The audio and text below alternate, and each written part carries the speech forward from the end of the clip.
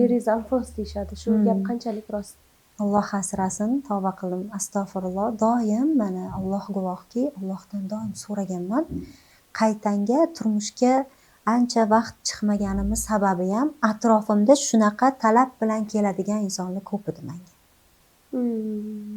Mana shunaqa alfonslarga tegmayman deganim uchun ham men turmush o'rtog'imni tanlaganman.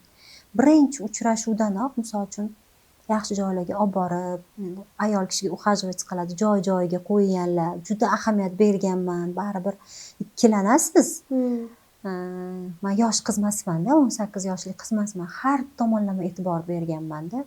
Qanaqa mashina haydaydilar, qanaqa kiyinadilar, qanaqa gap so'zlari, nima ish qilasiz deb o'zlaridan ham so'raganman. Ozgina uchini chiqarganlar, hammasini aytmaganlar.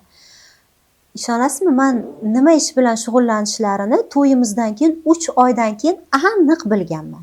Ungacha ham ochiq aytmaganlar. Hozirgi kunda xususiy firmada dokumentalni ishlaydilar. Undan tashqari sport bilan bog'liq o'zlarining bizneslari bor, ham sport, ham mashina bilan bog'liq.